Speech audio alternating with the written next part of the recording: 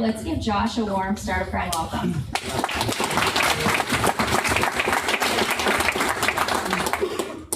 so welcome, Josh.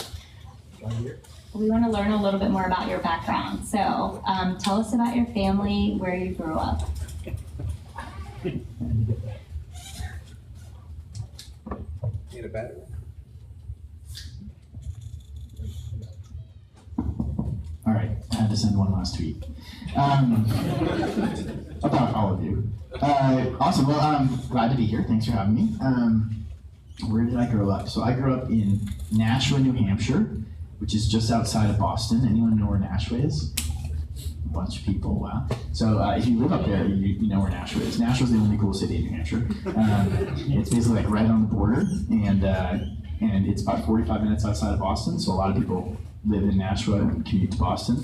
And you live in Nashua because there's no sales tax or income tax in New Hampshire. So there's lots of taxes in Massachusetts. And so everybody lives in Nashua and then commutes down to Boston. And New Hampshire also the liquor stores are run by the state. So you can buy beer and wine from a grocery store, but if you want liquor, like hard liquor, you have to go to a state-owned liquor store. And so all the liquor stores are on the highway at the rest stops right over the border, so that the people from Massachusetts drive over the border, pull over, fill up, buy all this alcohol, tax-free, and then turn around and drive back over. So that's natural. That's exciting. So what about your family? My family, my mom just had her knee replaced yesterday. She's here in Austin. Just made me think of that as you asked about family. So hoping she recovers quickly. But my family, obviously I grew up there. Most of my family was around me up there. I grew up in kind of a Brady Bunch family, is how I think of it. My parents were both married, had kids, got divorced, then got together and had me. So I'm like the one person that's related to everybody. And my siblings are all 8 to 10 years older than me. Looking back to my family, it's one of those things I didn't really think about growing up, but they're all entrepreneurs everywhere. I don't think that necessarily being an entrepreneur is genetic or something, but I do think there's something about being around it that makes it much more accessible and less intimidating, makes it possible. And none of them were big entrepreneurs. They didn't run big companies or tech companies or anything like that. They ran retail shops and stores. My dad was a photographer, photographed weddings and bar mitzvahs and things like that. But he worked for himself, worked out of our house. Just like everybody I looked around, everybody I knew worked for themselves. And so I do think that was a really big influence on me. Over time, they've all moved down to Texas, because everyone's moving to Texas. And so my parents now live up in Sun City, in Georgetown, and my sister's here in Austin, and my brother, although he travels around Asia a lot, is in Austin right now. And then I have another sister out in LA, who's in the movie business, and then I'm so fortunate that my wife's family is actually awesome. And so my mother-in-law is here in Austin and is great, and especially great with our kids, which is awesome. And then she has a brother and a sister that are both here in Texas that are really great. Awesome. How many kids do you have? Oh yeah. Now I have 3 kids. I still feel like a kid. But I have 3 kids who are 6, 5, and 4. They're all 15 months apart. They're only that combination of all 1 year apart for about 3 months of the year, and then it starts to stagger. But they're pretty much the cutest kids in the world, so I'm told. They're just at super fun ages. They're Michaela, Noah, and Sasha, so girl, boy, girl. And they're just super fun and cute and smart and great. And one of my traditions that I've been doing, it's kind of worked out perfectly with when kind of they were ready to go, and when the ACL Festival went to 2 weekends, is since it did that, I guess this is now the 3rd year, the first weekend I take each one of my kids one day, and so it's my day with them of, it's go to the festival and see, we go hang out and walk around and see music. And right now it's great for me. Although I'm really looking forward to when, like, my oldest, who's 6, I think like next year she'll be able to go pick which shows we go see. You know, like go listen to them and like a lot of things they get to pick where we get to go. That's that day, but it'll be like, you know, hopefully something that's a special thing for us that we've always been doing and that we always do together. And then the second weekend, my wife has to get a babysitter the whole weekend, and she has to go with me, go anywhere I want to go, and stay out as late as I want to stay out the whole weekend for the second weekend. And so my birthday is actually on Christmas Day, which and I'm Jewish. Although my wife's not, so our kids celebrate everything. And so growing up, it was actually really awesome because like that was, especially you may guess I'm a workaholic, and so that was always like the one day of the year that I completely took off because like I had to, because like everybody, there was nothing to do. Everybody else was doing something else. Like, you know, it was like our birthday, sleep in, like totally take it off, and until I had kids. And then now, like, of course, it's completely consumed by them. And so part of my deal with my wife is that since I kind of lost my birthday, that like ACL weekend that's my weekend that she has to come. She has to set aside for me for that. So. So, talking about you growing up in an entrepreneurial family, do you feel like that's what inspired your interest in entrepreneurship? I mean, I think there's a lot of different things. Like kind of like I mentioned before, I think for me the biggest thing is that it just made it accessible. It just made it not nearly as intimidating as it seems to be to so many other people that I talk to. Whereas I talk to other people and they say, like, oh, how do you when's the right time to quit your job, and like how do you know, and should I get work? They're like, they have all these questions, and like I didn't have any questions. I just started doing stuff and running, and I think that could kind of remove the inhibition.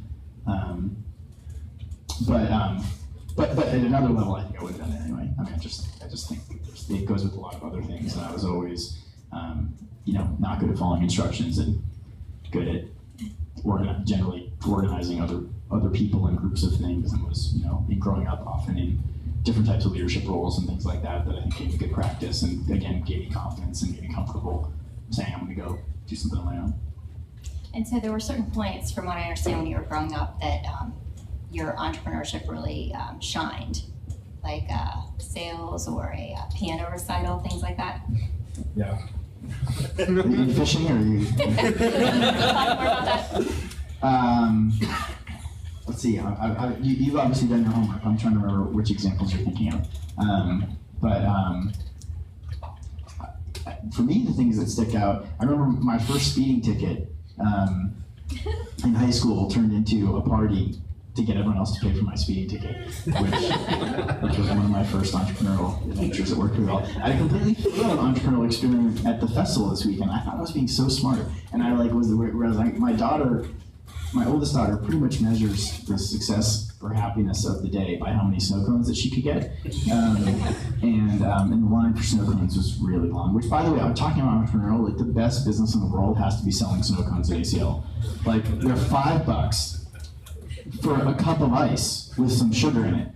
Like, I mean, they're just like printing money. Like I can't. And the line, it's the longest line of all the lines is the snow cone line. So anyway, so of course she wants to get snow cones and have to wait in the snow cone line. So it's like 15 minutes in the snow cone line. I get to the front and I'm like thinking, I'm sort of like, all right, Caleb, let me show you a lesson in entrepreneurship. We're gonna buy 2 snow cones, and then we're gonna sell one for $10 to someone at the end of the line. And get our snow cone for free. And she's like, really? I'm like, yeah, watch, this will totally work. And then I did it and like just offended everybody at the end of the line. And nobody bought one, and I ended up eating the other snow cones. I thought I was being so smart, and this was gonna be so great, and totally failed. That's a great story. Yeah. Not what you asked for, but no, it's okay. What you got. So what was your thought process in your early career, and how has that developed? My thought. Just, what do you mean by that? Like when you started out in your career, did you set out to go down the path you've gone down, or were you kind of just taking it a day at a time, and how has that changed? I think I've always had a pretty good kind of North Star. Like I kind of like directionally knew where I was headed, but then I didn't get really hung up about like all the steps between here and there. So then I just kind of focused on the next few steps. And that's worked pretty well for me. And like a lot of people ask me about Capital Factory's vision and where's Capital Factory going, and that's kind of how I'd have to explain that. Like, I mean, there's definitely like a direction that we're headed, but I don't spend a ton of time thinking about things that are going to happen a year from now or 5 years from now or 2 years from now, because there's so much obvious things that need to happen tomorrow and the next day, and like the next steps we need to take are also obvious and seem so clear that I don't worry about that other stuff. And I think I feel very fortunate that I've had that through a lot of my experiences. I think a lot of people that I talk to who want to be entrepreneurs or do more entrepreneurial things get some analysis paralysis. You know, they like get all hung up trying to figure out the perfect thing to do. And I was much more like, well, let's just try everything, and keep trying lots of things. I like the phrase opportunity through activity, and I think I've been very fortunate to have a lot of great opportunities and be really lucky and fortunate and be in the right place at the right time. And I've also like worked my ass off to be able to take advantage of those things when they happen. And so, back to the question of how thinking has changed. I think early on, I also really believe in compounding interest. And I got that early on. Like, okay, working hard back then was going to pay off now and later. And so I think as fast as I could, I was making 10-year investments. I was doing things that I didn't think were going to pay off for 10 years, which for 10 years seemed really dumb. But now is starting to feel better. So one, I think I'd always had a pretty long-term view. Two, I think one of the biggest changes is I remember I started my first company when I was 19 in college, mostly by accident. It wasn't some big idea. I wasn't really that smart or a big idea, but I started this company, and as I started hiring all my fraternity brothers. I was really smart, one of them still works here at Capital Factory. Actually, not for me, but and two of them. Actually, but I remember I had this expectation of I was trying to make everything be perfect, be right, and I remember constantly thinking like I was trying to be 3 steps ahead of where the company was, and so if we were a 5-person company, I was trying to prepare us to be a 10-person company. If we were a 10-person company, I was trying to prepare us to be a 20-person company. And when people would make mistakes, I would get mad, like they weren't supposed to make mistakes. And now I think I feel like I have a much more mature view on that, where, first of all, I know that people make mistakes, and I don't have any expectations that people aren't going to make mistakes. And so now when somebody makes a mistake, I realize that's usually a problem with the system, not a problem with the person. I try to fix the system so that the people can't make mistakes. And I also realize that there's a lot of efficiency in not solving problems till you have to. And so I don't try to prevent every problem from happening. It's almost like problems are like friendly reminders. It's like, oh, that problem. I remember that problem. I know how to solve that problem. Wow, we're big enough to have that problem. That's awesome. Like, great. Now we'll fix that problem. And so I don't know if the people who work for me think I'm relaxed, but if they worked for me before, they would think I'm relaxed. Now, so They would think you're relaxed. Yeah. So in your first startup, who were your first clients and how did you get them?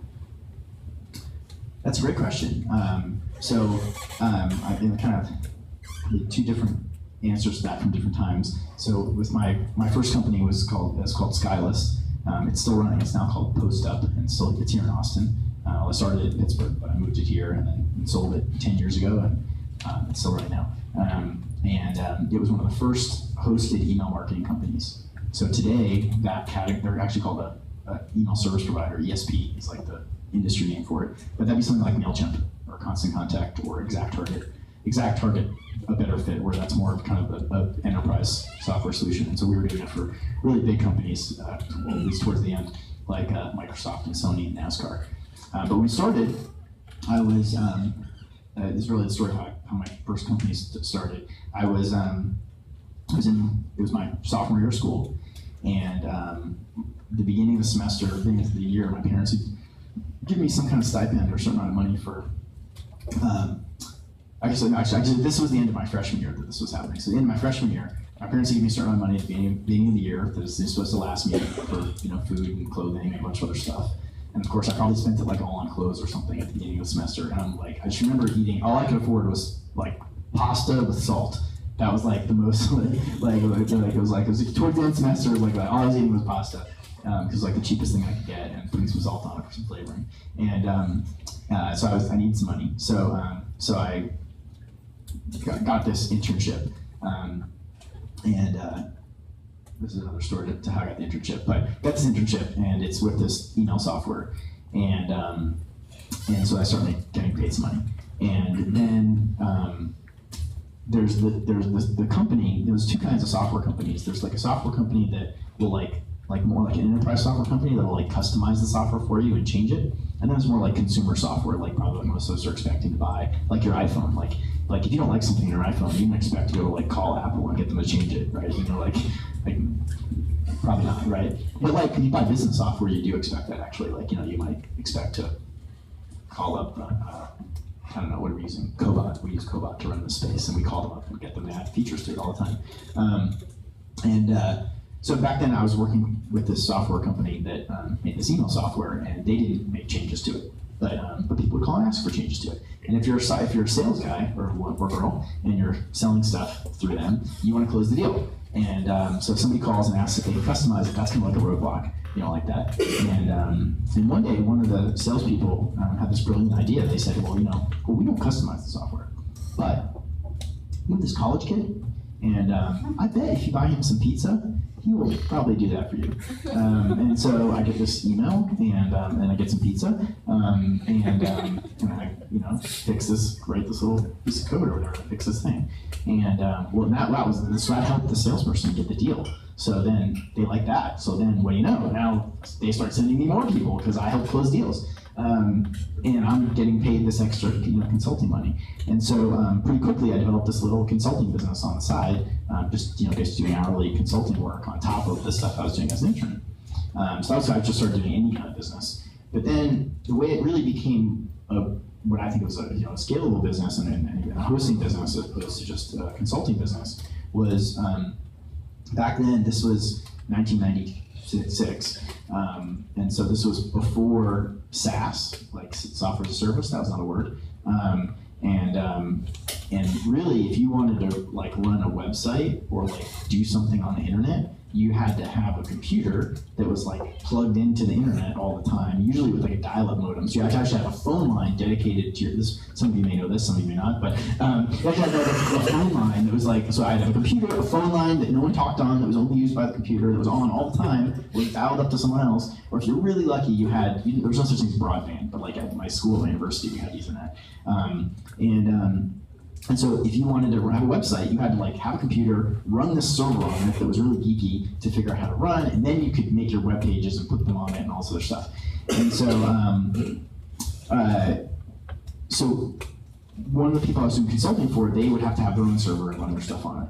And so occasionally the server would crash or something would happen, and they'd call me up and I'd go remote log into the server and reboot it or fix it or do whatever and get it to go.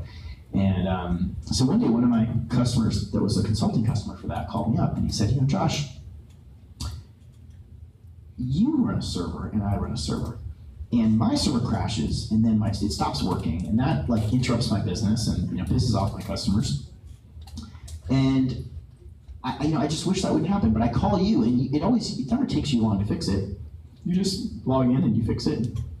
Half an hour later it's better, but it takes time for me to notice it and then call you and then you to log in, and meanwhile my server's down. I don't want my server to go down.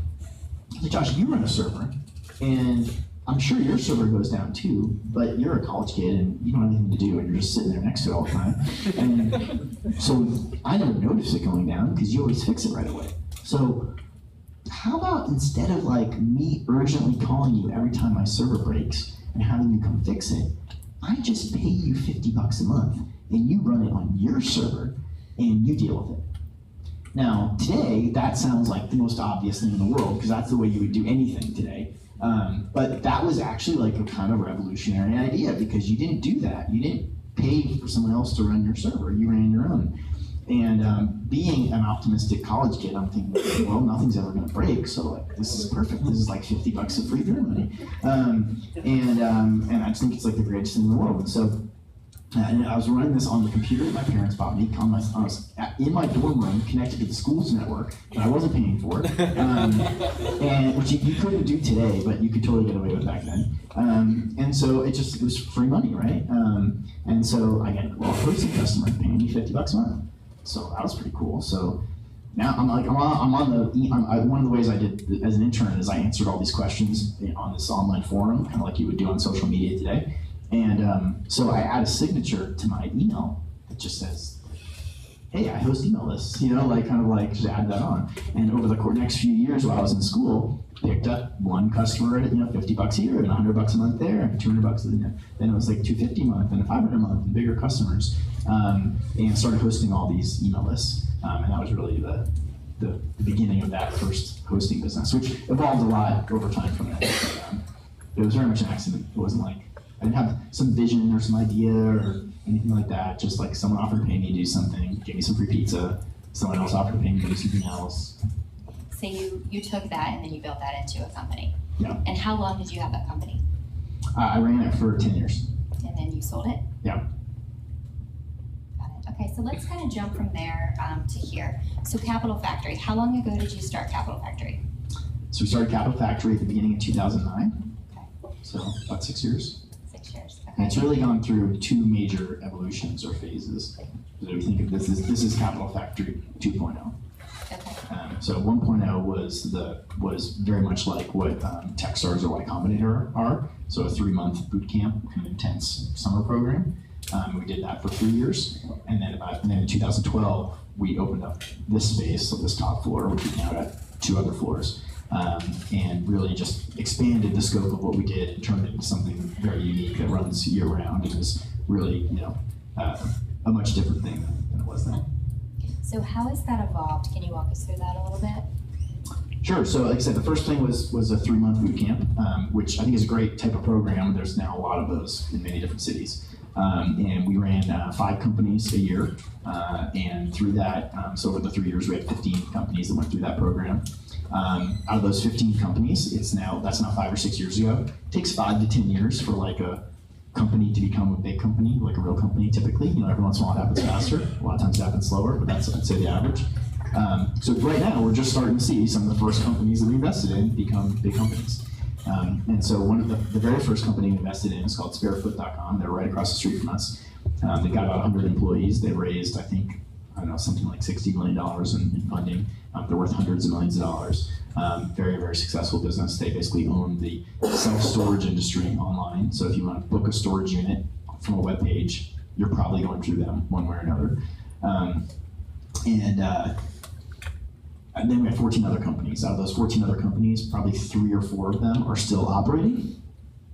Probably be worth something, but nothing on the scale of what Sparefoot will be worth. And then probably 10 are dead.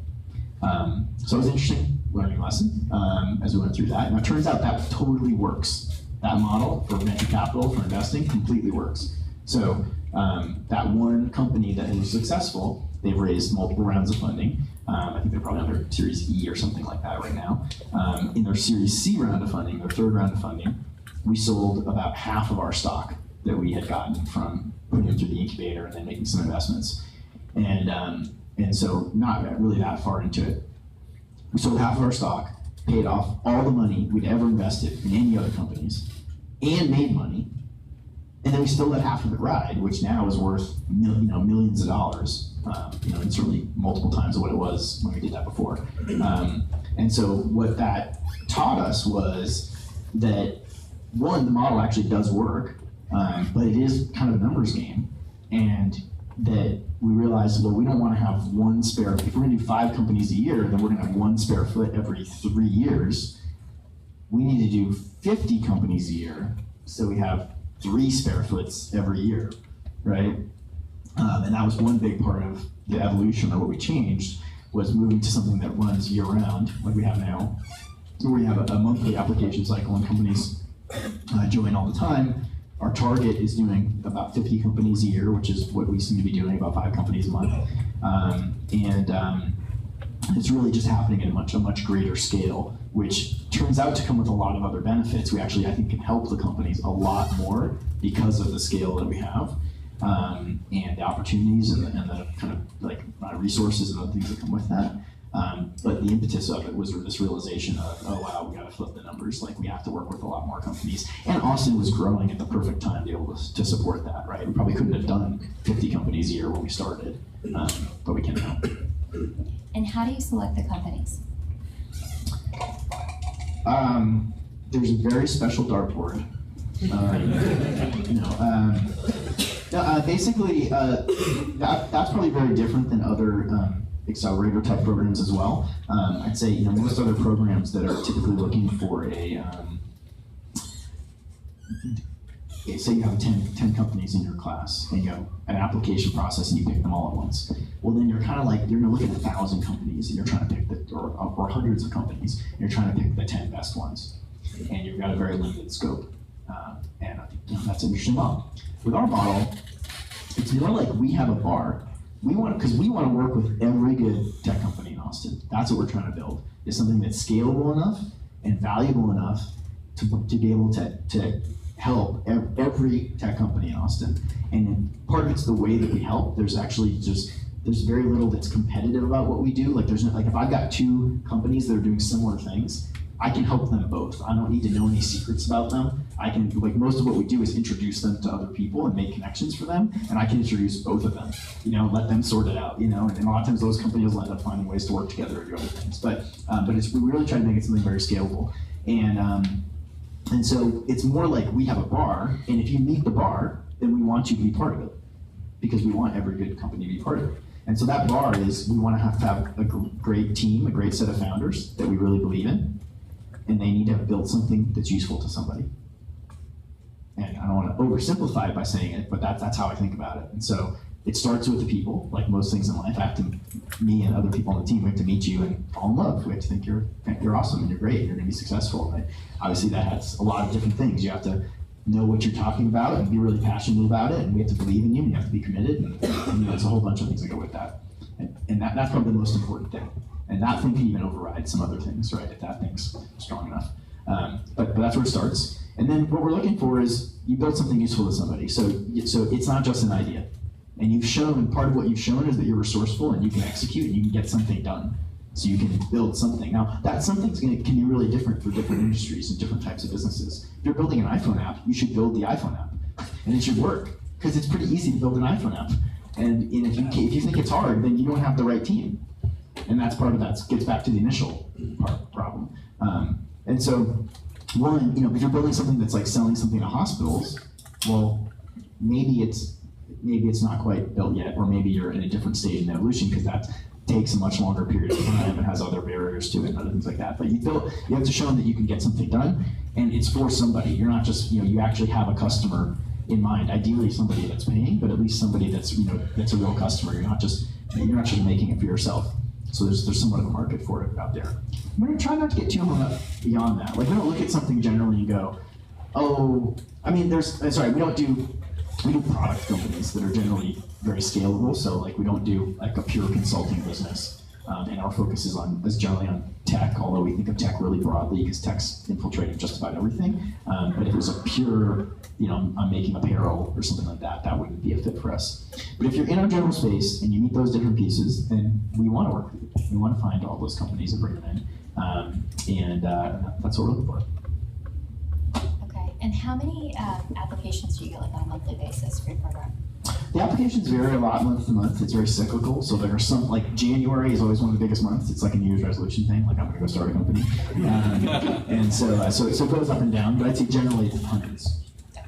Yeah. So you really narrow it down to like that number. We get hundreds of crap. No offense, but I mean, like, that's what probably most things that get hundreds of applications are like. So it's not actually that hard to narrow it down. Okay. Like, it's pretty quickly, it's like, and then you're like, okay, here are like, out of those, 100 or 200 or 300, it's like, okay, here are the 20 that are, kind of meet these basic criteria, and then you can kind of dig in on those. I don't mean any offense to anybody, whatever. Obviously, lots of things get submitted, but it's pretty easy to filter down.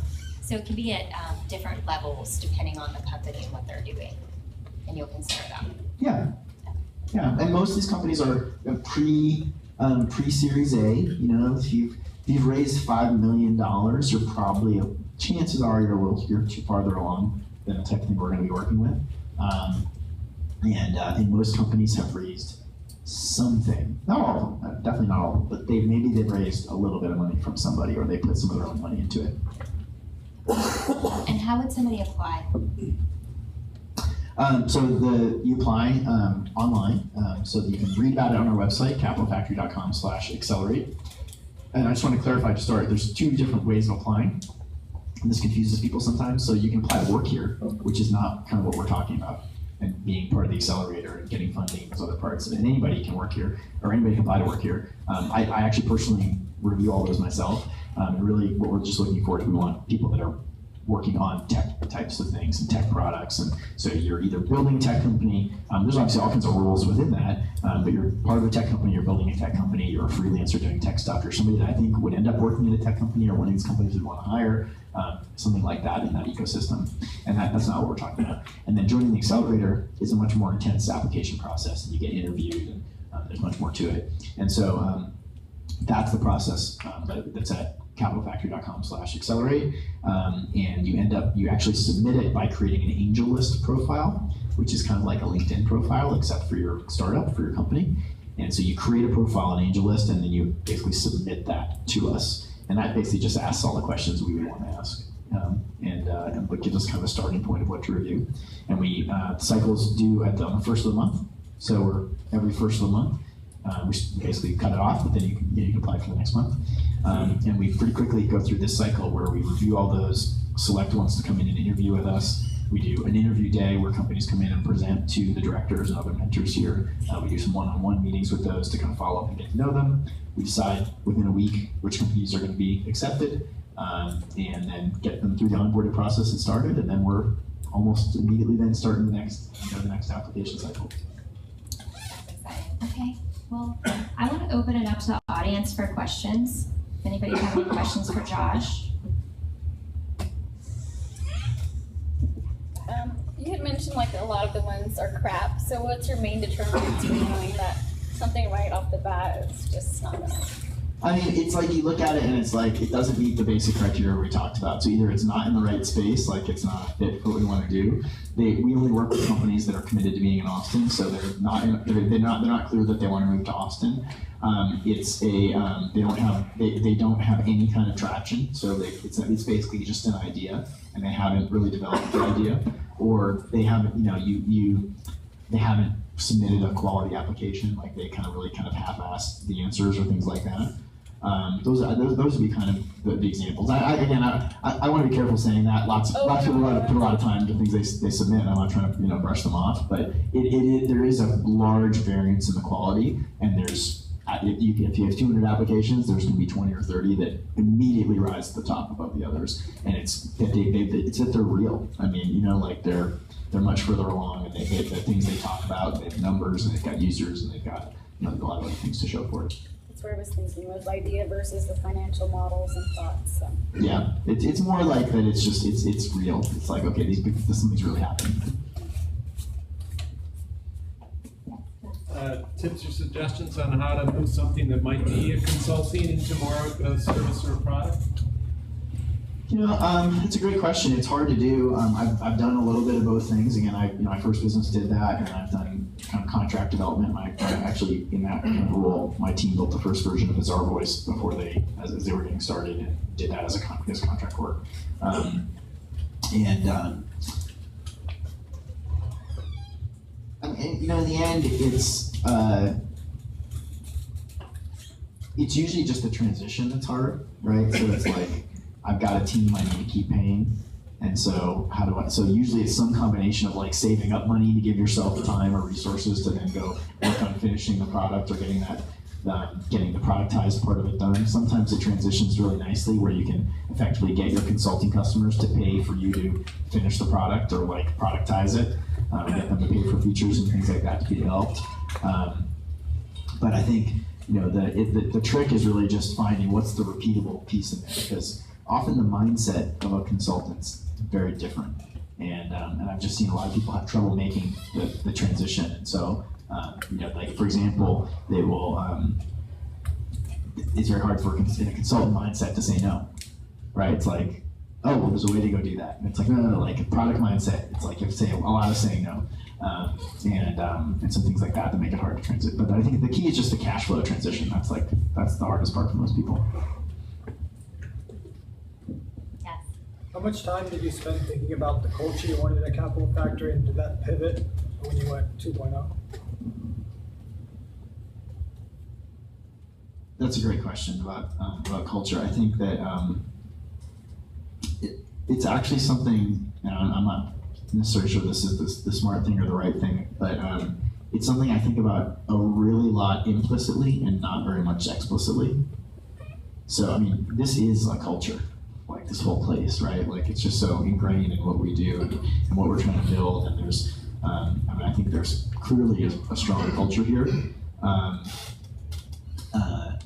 And it comes up in all the little things everywhere, but probably somewhere we haven't been as formal as we should be now is really on just like what are our values and our mission and our goals, and being able to articulate that really clearly and share that with the rest of our team.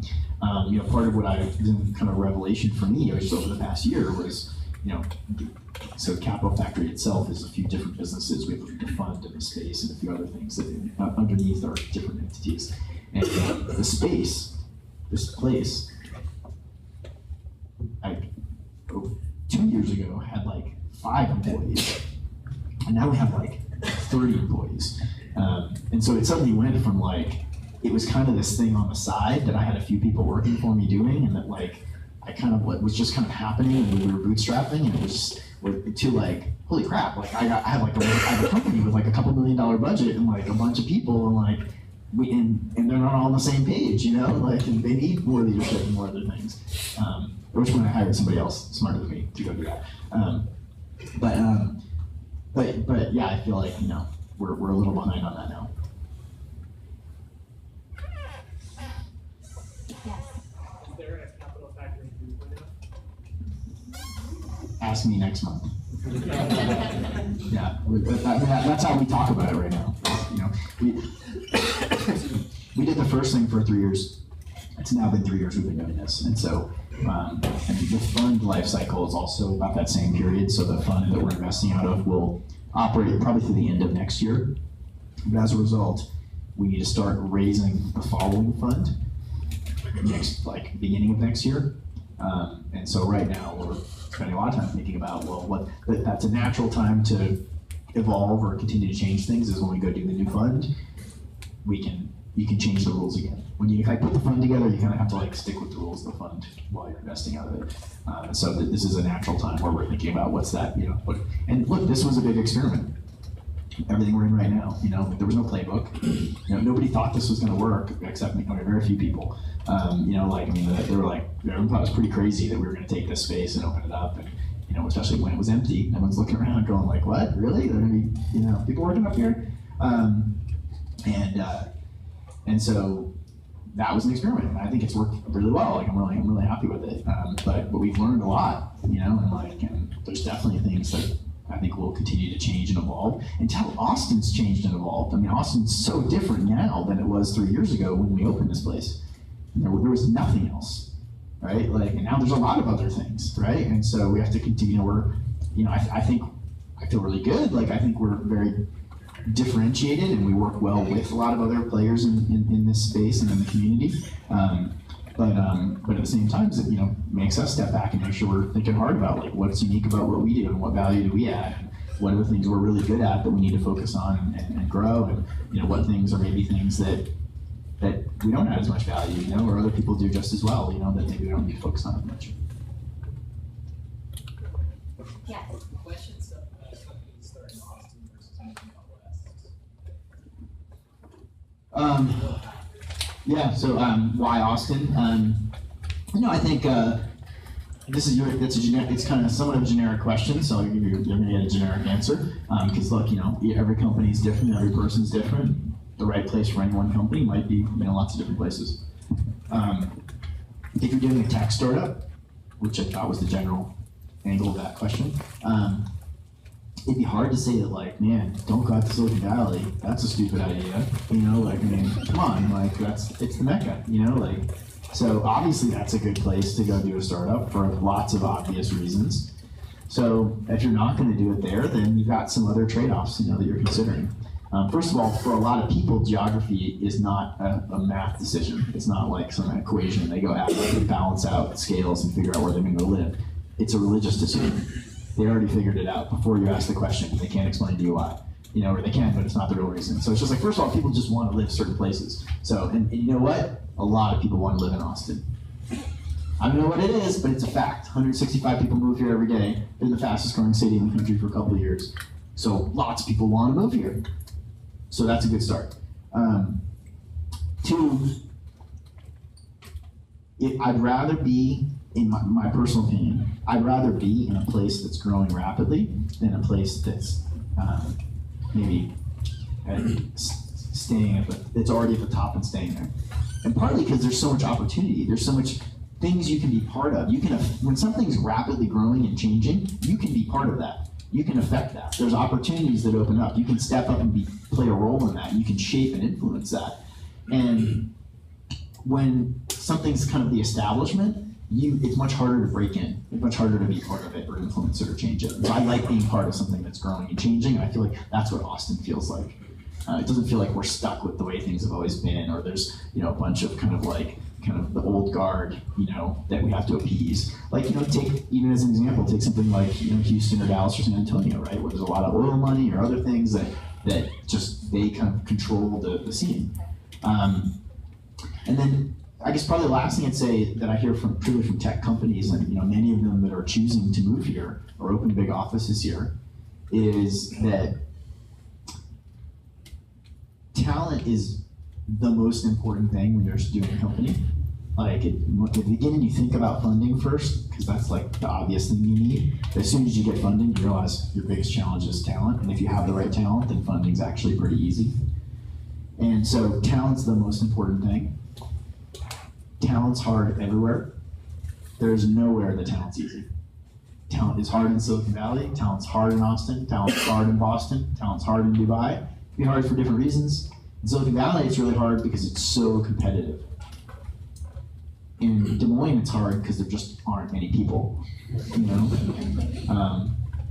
Austin's kind of in the middle. And so the thing about Austin is we have a great talent base. We have a lot of people.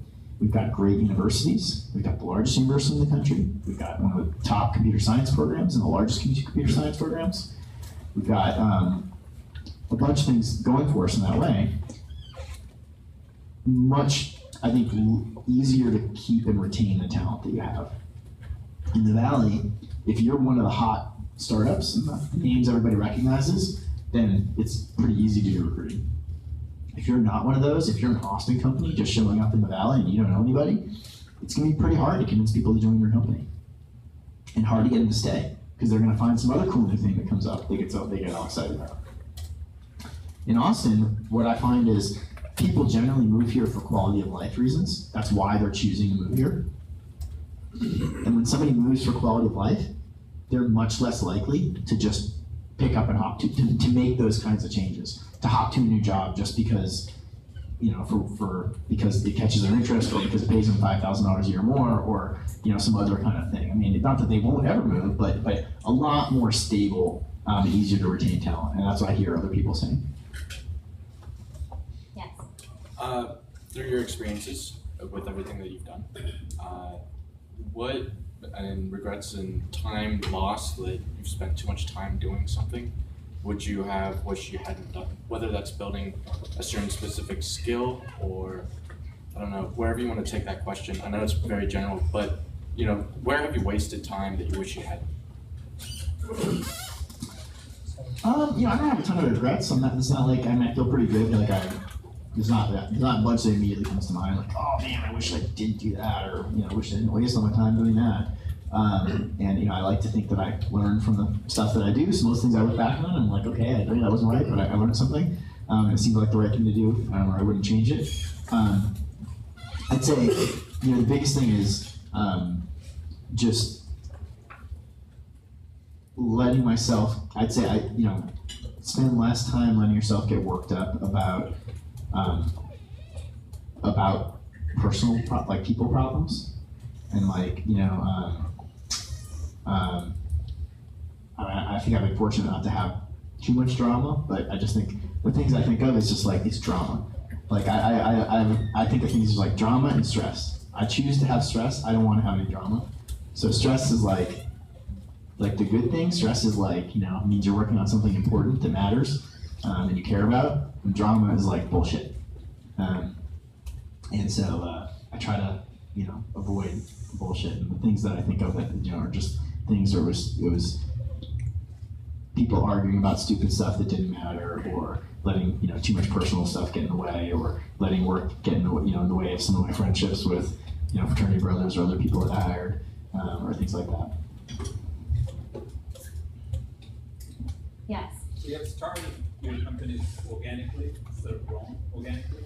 How important is the business plan for startup that's 3 months old, have 3 customers? So the question was, how important is a business plan, or at the beginning in particular? I think what a business plan is has kind of changed over the past 10 to 20 years, and depends what you're trying to do. So if you're opening an established business that's got a pretty well established business model, and you're gonna take out a loan from a bank, and you're gonna do things like that, then a lot of times a traditional business plan might make a lot of sense and be helpful. Most of the companies that I talk to are working on things that no one's ever done before, where there's not enough information to predict what's going to happen, and where making a traditional business plan is just a big waste of time. And they're just, so they're really just like, it's just spreadsheet jockeying. They're just like playing with a spreadsheet, and all the numbers are wrong, and all the numbers are bullshit, so it doesn't mean much. And so I think, for most companies I see, that's not that valuable, a traditional business plan. And it's more of a testing plan of how do they, validate the things that they're working on and kind of identify the market need within what they're trying to do. I don't know if that answered your question or not. So, follow up to that, you said in your conversation that you're talking about mission statement and competitive analysis right now. It's part of the business plan, but so that's not part of it. Like, you don't want an old school business plan. What do you take out of it to actually have it in your tool chest so that you can use it? Yeah, but and even that example, the competitive analysis I would have done when I wrote the business plan 3 years ago wouldn't have been relevant. Like, that's totally different now. So it's not that I missed it. It's just, it just wasn't there. So, I think, to me, again, for different types of businesses, but for most of the businesses I'm dealing with, what they want is, the business plan is what we call a lean canvas, which is a tool at leancanvas.com, which basically is kind of like a one-page business plan. It helps you really clearly identify what problem you're solving and who the customers are and what your competition looks like and who's going to pay, and like really kind of helps you map it out. Gives you a framework, gives you something to talk about. Sure. But it's a much more condensed version because it's going to change a lot. Because you're going to write that down, work on it for a week, and then scratch a bunch of stuff out and change part of it, and then and keep iterating on it. Thank you. Yes. So, do you have any plans to bring any other technology agencies or providers into Capital Factory so that your startups that you're grooming can partner with them? Whichever one you're doing.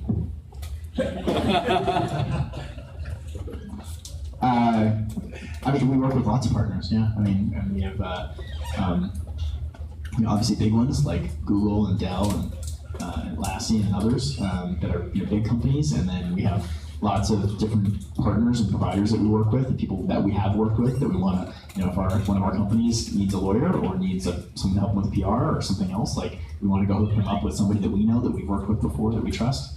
And so we have lots of those relationships that we're doing. So yeah, we that's an inherent part of what we do. Yes. Are you pointing at me? Yeah, go ahead. So in between the time that you started a company with your frat brothers and then became wonderful and amazing, how did you deal with... I was wonderful and amazing before.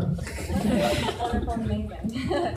How did you deal with like human resources, HR, or development reporting compliance issues in the interim? We didn't. Okay. Yeah, when people, it was one of the common questions, was like, what's the biggest mistake you made, or and for me, one of the things that sticks out the most was when we switched from I had everybody as a contractor to begin with, to keep that really simple, much longer than I should have. And then when we switched from contractor to having them as employees, we only half made the switch. So we officially made the switch, but then just didn't actually pay any of our taxes, or set up any of the process in place to do that, or take that money out of payroll. And then I remember suddenly getting a very official certified letter from the IRS, and suddenly being having this $100,000 tax bill and thinking it was over and we're done. And that was an example of that not working. I remember when we hired our first woman, because it was all my friend brothers, and we had to make some rules about what you're allowed to print on the printer, some other things. But it really was probably about 15, 20 people, about that size, that we started to, again, get serious about payroll and having somebody doing, benefits and other things like that. I'd say that's a lot easier now today than it was then, because there's now benefits as a service, right? There's benefits and trying and all these other things that can make it a lot easier that weren't there before. Would you have done that in the past? Well, I mean, again, now it's much easier. So now I know ways to easily go do those things. But if it was still like it was back then, it wasn't that big of a deal. It kind of gets back to when you're a startup, you're getting going, and it's not really helpful to tell me what's broken, because everything's broken. It's a startup. Everything's broken. There's a million things you should be doing that you're not supposed to be doing. So the hard part is figuring out what do you actually go do, right? And that's kind of one of those things. I don't know, nothing really bad happened. It could. I don't know. I'm not giving any legal advice, but you gotta. Most entrepreneurs I know are really scrappy, and most of them don't do all the stuff they're supposed to do at the beginning because they're just focused on trying to get the damn thing to work and someone to pay for it. And then they get to go worry about all these other high class problems. Yeah, it's really overwhelming, right, in the beginning. Yeah. Trying to build something and focus on everything else. So.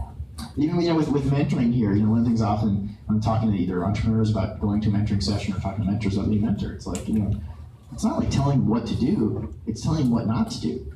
It's that's the most helpful thing. There's a million things tell me what I should do. Yeah, you should do this, you should do that, you should do that. It's tell me what not to do. Don't worry about that. Just ignore that. It's not something you need to worry about right now. Think about this other. That's really helpful advice. So I'm glad you started talking about mentors.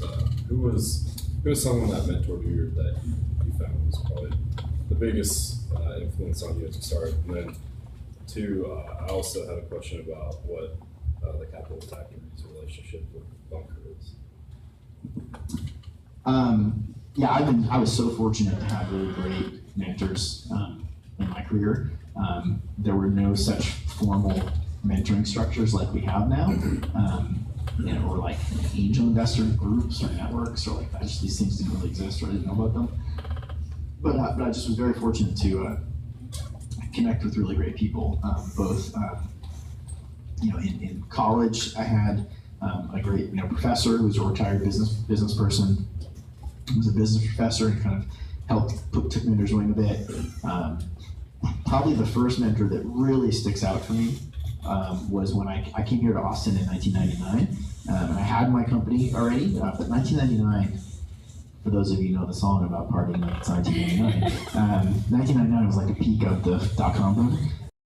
Crazy time. And there was a company here in Austin called Trilogy Software, which is still here, but not really the same company that it was.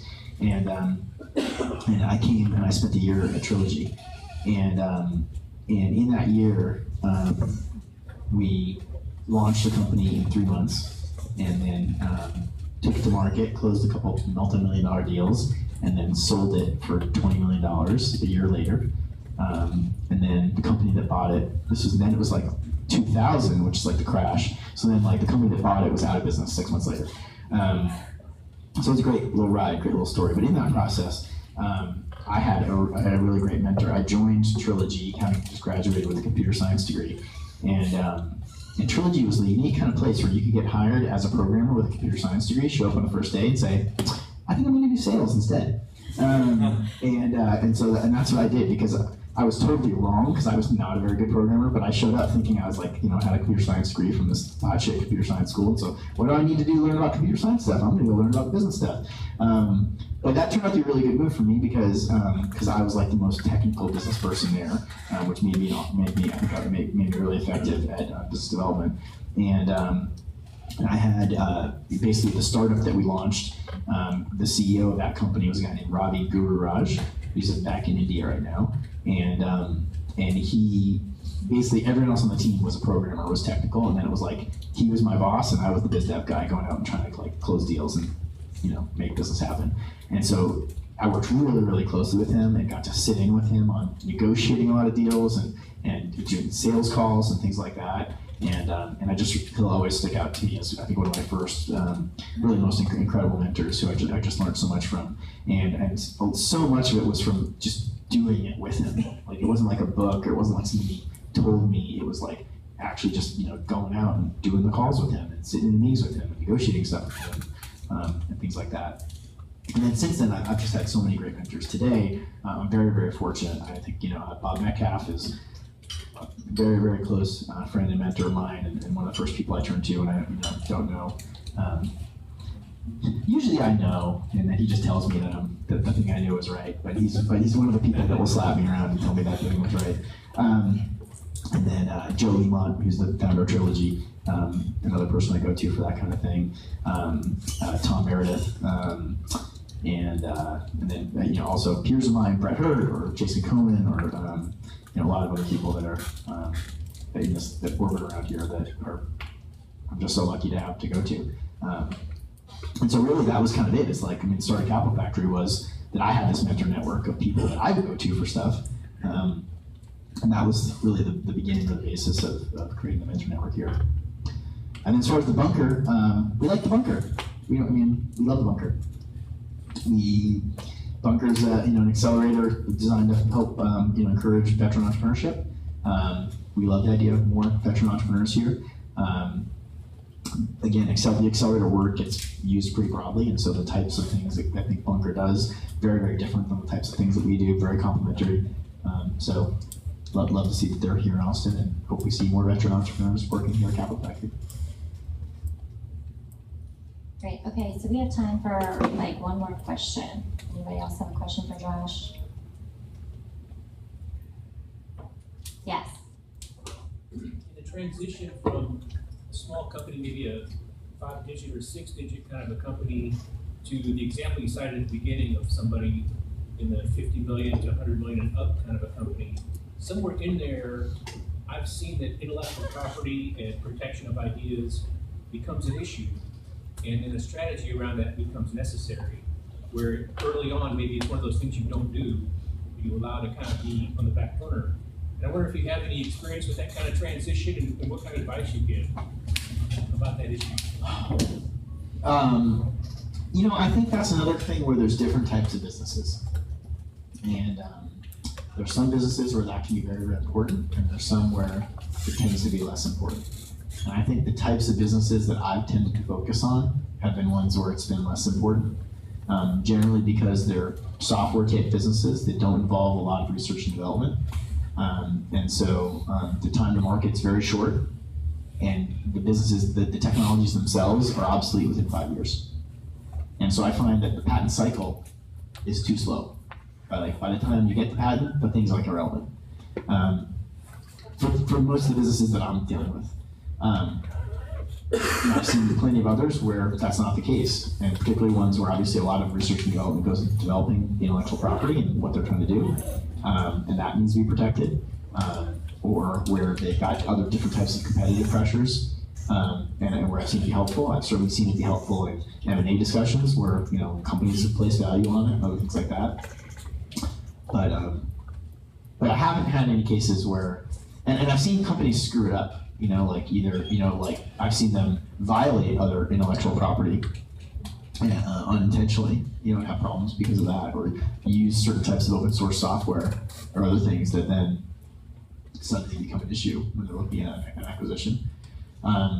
So I have seen that come up, but in general, with the companies that I've been involved in, of which a small number of them have made it to be that big that you're talking about, it hasn't been a huge issue. Well, thank you, Josh, for being here with us tonight. We appreciate it. Yeah, thanks for all the great questions.